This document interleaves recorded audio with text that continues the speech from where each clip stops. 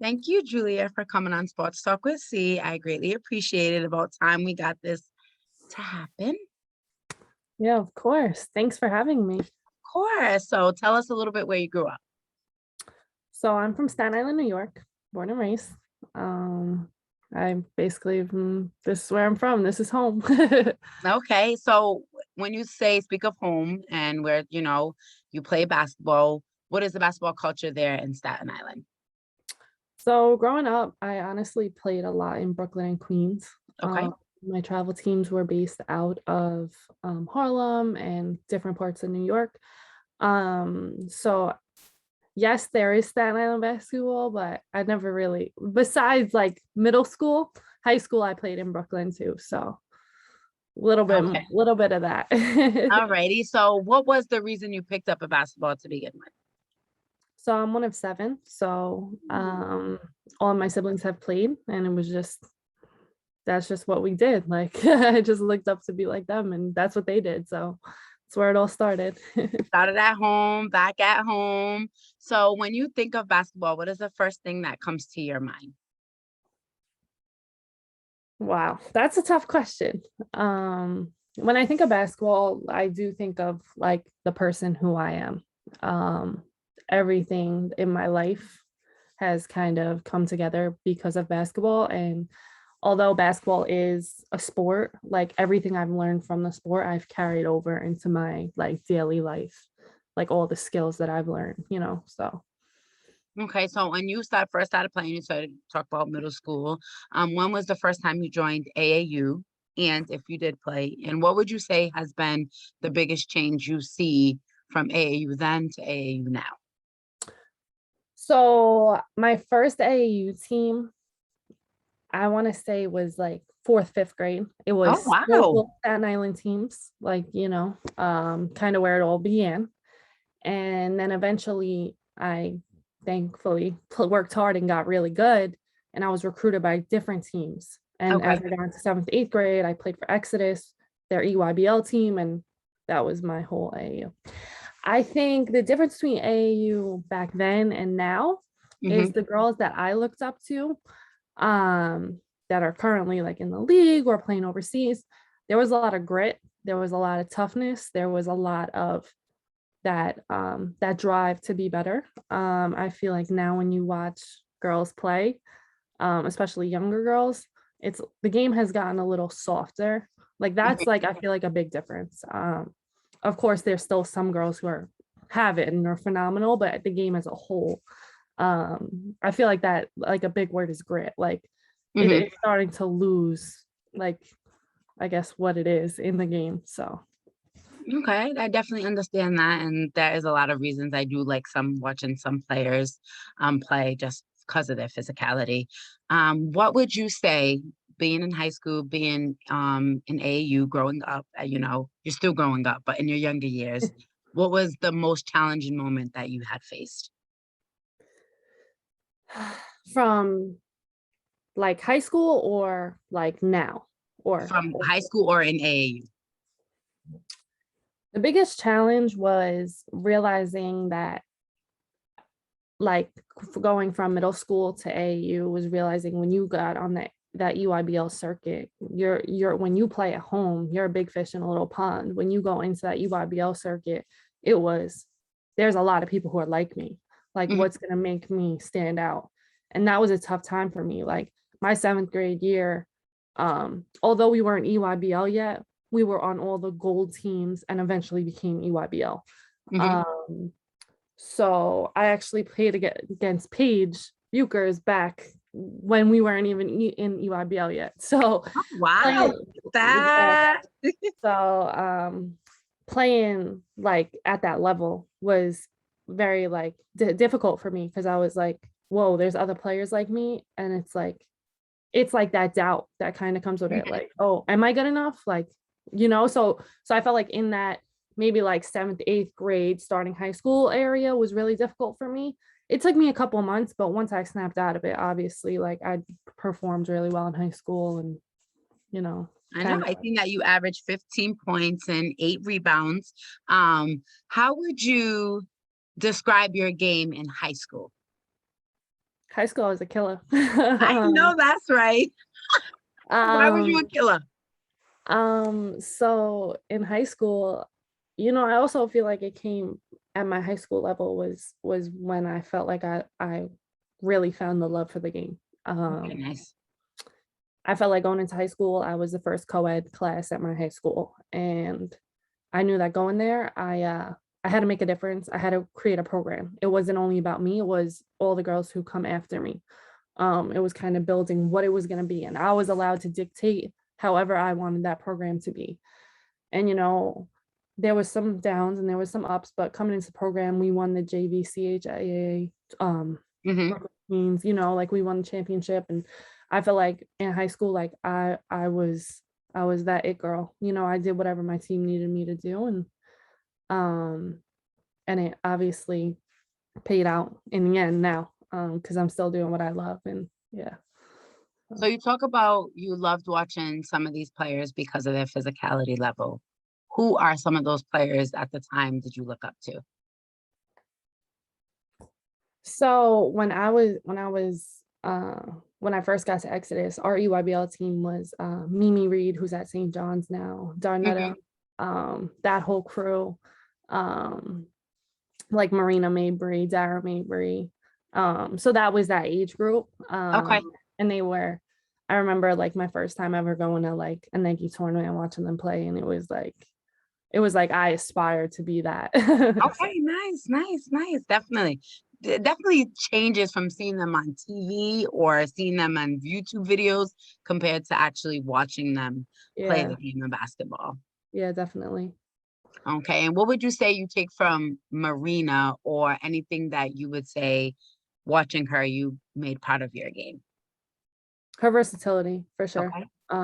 When I saw her play for the first time and I realized we have a very similar build, um, and watching how she can score at any level on the court, defend any position, like pretty much, that was very inspirational to me because just like seeing her, watching her play, like it was nice to see like someone who was very similar to me, who I can look up to. Like, might not be the fastest on the court, but might be the smartest on the court. And like, I really looked up to her for that too. Um, so yeah. That's nice. I never got a Marina, but I can definitely see what you mean because she's feisty on that Yeah. And basketball she's court. And she tough. definitely can score from anywhere. Speaking of, following your dreams, recruitment process. How tough is it? How do you know you picked the right school? And how big is a coach in that process?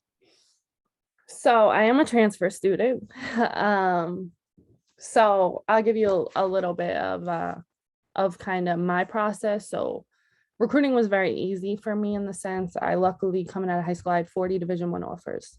Um, I could have pretty much went to pretty much any school, any conference that I really wanted.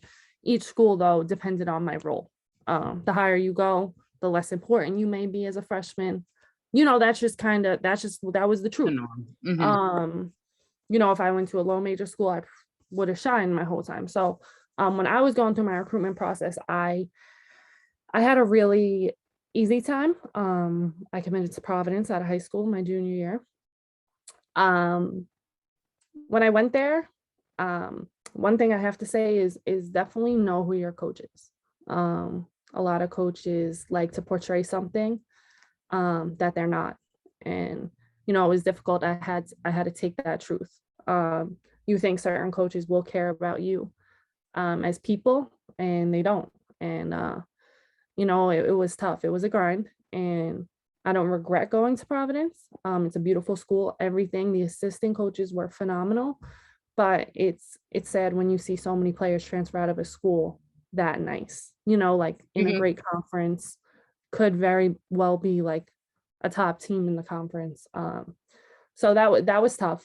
It's tough because this happens to a lot of girls, and that's why the transfer portal is so crazy. Um, but as far as Wagner, where I'm at now, getting recruited here, so I knew I wanted to come home. I'm a big family girl. And when I reopened my recruitment, Coach Coburn from Wagner, actually coached me at Exodus. He was an assistant coach at the time. And to be able to watch a coach who you knew from like years ago kind of develop and stay steady and really trust the process, and now he's a Division I basketball coach, like, is really like an amazing accomplishment. And that's something that not a lot of coaches can say they did. Sometimes in this world, it's who you know. For him, it was a grind. And like, when you get to speak to someone who's been through stuff like that, who really cares about his players personally, like I feel so great to be in a program, like so blessed to be in a program like this. Whether it's high major, low major, it doesn't matter. If you're talented, people will find you. But it's all a matter of where you're gonna strive the best in whatever environment you're put in. So yeah. How important, not, in general, would you say having a relationship with your coach that respects your game, you as a person on and off the court? Like, is that one of the major factors in recruitment? And how do you know? Like, what are some key points that you can give anyone listening when deciding if this coach is for you or not? So my biggest thing is you got to speak to the girls, and not when you're on your official visit. You need to speak to the girls when you're not on your official visit and not everything's so pretty. You got to ask the tough questions. How is coach when you lose a game? How is practice when you have a couple tough losses in a row? How is coach when you're on a good week? Like, does he check on you? Does he care about your mental state? If you're not eating, will he know? Like how do you feel you can communicate with that person? Can you go sit in their office and have a couple-hour conversation with them and feel like the time just flew by? Or do you sit there praying that time goes by quick? Because that really explains it. And as far as performing and a coach knowing you, you know what, at the end of the day, if you know a coach cares for you and wants you to do well, you tend to work harder for them. When you have someone who doesn't really know you and you have to play for someone and you're feeling like you're playing for a random person, it's difficult. Right. It's difficult. So it translates. What you do off the court is just as important as what you do on the court. And I feel like that definitely is a big factor that a lot of people don't realize, because you spend 4 to 8 hours a day with that coach. And if you don't have a relationship, it can be really difficult, to succeed. And So does it affect you when it comes to your academics as well, or just in basketball world when it you depends what type of student you are. okay. But of course I think it does. You have a tough practice and you're with a coach who may not know you, and you go back to your dorm, that's going to be on your mind. But if you have a coach who you have a bad practice, it might meet you after, hey, you had a bad practice. Why? All right, we'll fix it. You leave that practice or you leave that meeting feeling very confident, and it doesn't carry over. As much as I want to say we separate basketball from school and our life, but something goes wrong in your life, it tends to carry over to other things, like the saying, when it rains, it pours, isn't fake. Like, if one thing goes wrong, a lot of things, like, it's a domino effect. So I feel like it is important to try and separate school from basketball. Mhm. But at the same time, for someone like me, I grew up on basketball. I never know my life without it. So when that goes wrong, sometimes it's difficult to get through that obstacle to focus on maybe school or studying or doing some homework or whatever the case may be. So And would you say for you, you transferred out, you entered in the portal. Is that process hard? Does it do you think that going in the transfer portal puts a stain on you? Or like, what is your thought process with the transfer portal? okay, so the transfer portal, I feel indifferent. I think it's a great opportunity for players. This is my thing. I don't think everything in life should be given to anyone. With that being said, if you go to a school and you don't play your freshman year, but you don't work out, you don't do the extra work, you don't put in the extra time and don't play and leave, that's on you. That's a reflection of what you're putting into is what you're going to get out of it. And I think players like that, that's difficult to leave a school. But if you go into a school, like someone like me, like as far as hours, I had the most extra hours of extra work on our team last year. So for someone who I did the time, I put in the work, and sometimes just you and that coach might not get along.